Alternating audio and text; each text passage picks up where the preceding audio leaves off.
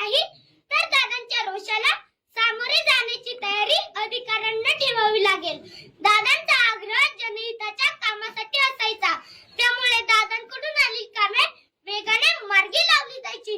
म्हणूनच प्रशासनात दादांचा जेवढा दरारा होता तेवढा आदरही होता। दूरदृष्टी, धडाडी, अचूक नियोजन, अचूक धोरण, अचूक निर्णय क्षमता यांच्या जोडीला माणुसकीचा ओलावा जपणाऱ्या या सामर्थ्यवान नेत्याच्या रक्तात फक्त आणि फक्त विकासाचे ध्येय भिनलेले होते। पिंपरी चिंचवड आणि बारामती सारख्या शहराच्या शिरावर डोळे दिपवून टाकणाऱ्या विकास कामाचे कोंदण लावणाऱ्या अजितदादांच्या हातात राज्याची सत्ता आल्यानंतर महाराष्ट्राची प्रगती ही तितक्याच जोमाने होऊ लागली। यात मात्र शंका नाही, संपूर्ण महाराष्ट्रात दादांना आणि त्यांच्या कार्यपद्धतीला मानणारा मोठा वर्ग आहे।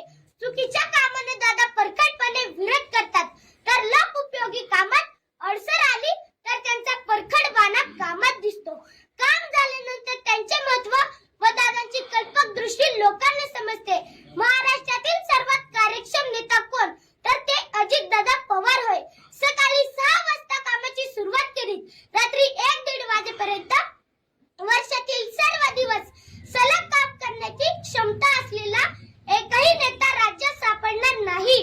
प्रचंड प्रवास, दिवसभरात हजारो लोकांना भेटणे, अधिकाऱ्यांच्या सलग बैठका घेणे अशी सगळी कामे दादा तितक्याच कार्यक्षमतेने करत होते। म्हणूनच मी म्हणेन, अशा अनेक गुणांनी संपन्न असलेले माझे दादा एक अद्भुत रसायन होते। अजितदादा हे दूरदर्शी, वास्तविक विशारद होते। बारामती, पिंपरी चिंचवड अशा शहरांना घडवत असताना सोना ज्याप्रमाणे दागिन्याची कलाकुसर करतो त्याच बारकाईने प्रकल्पाच्या अंमलबजावणीवर लक्ष ठेवले। या प्रकल्पाच्या भव्यतेमुळे ही शहरे आज महाराष्ट्रात एक नवीन ओळख निर्माण करीत आहे। अचूकता, कलाकुसर आणि गुणवत्ता यांचा मेळ दादाने एखाद्या वास्तुक विशारद प्रमाणे ही शहरी घडवली आहे। ज्ञानपीठ पुरस्कार प्राप्त श्रेष्ठ कवी विंदा करंदीकर यांची एक प्रसिद्ध कविता मला आठवते। जनतेच्या हृदयामध्ये अन्यायाची कळ आहे, जनतेच्या बाहुमध्ये सागराचे बळ आहे। जनतेच्या हृदयामध्ये अन्यायाची कळ आणि जनतेच्या बाहुमध्ये सागराचे बळ ज्याला ओळखता येते तोच लोकप्रमुख राज्यकर्ता होऊ शकतो।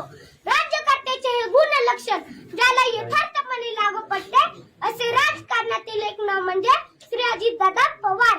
महाराष्ट्राचे माजी मुख्यमंत्री वसंतदादा नाईक यांच्या नंतर महाराष्ट्राच्या राजकारणात दादा म्हणून मिरवण्याचा मान मिळाला तो फक्त अजितदादांनाच। आपला स्पष्ट वक्तव्यपणा आणि सडेतोड वक्तृत्वाने महाराष्ट्राला हलविणारे दादा कडे आदर्श म्हणून पाहतो। म्हणूनच अजितदादा यांच्या बाबतीत म्हणावे लागेल, you can love him, hate him, but you can't ignore him. तुमच्यासारख्या आणि माझ्यासारख्या असंख्य व्यक्तींचा आदरवड असलेल्या दादांना माझ्या शब्द रूपातील श्रद्धांजली मी पुढील काव्यात व्यक्त करतो। हिमालयही तरतर कापतो जेव्हा सह्याद्री उभी राहते, वादळांनाही थांबावे लागते जेव्हा सिंह चालू लागतो। जेव्हा नेतृत्व दादांकडे येते तेव्हा महाराष्ट्र सुद्धा वेगाने दौडू लागतो, महाराष्ट्र सुद्धा वेगाने दौडू लागतो। जाता जाता एवढेच म्हणेन, बलशाली व महाराष्ट्र नवा, अजितदादांचा मुख्यमंत्री व्हावा या माझ्या स्वप्नाप्रमाणे महाराष्ट्रातील दादांवर प्रेम करणाऱ्या तमाम चाहत्यांच्या मनातील अर्धवट राहिलेले स्वप्न मनाशी कवटाळून तुम्हा सर्वांचा निरोप घेतो। जय हिंद, जय भारत, धन्यवाद।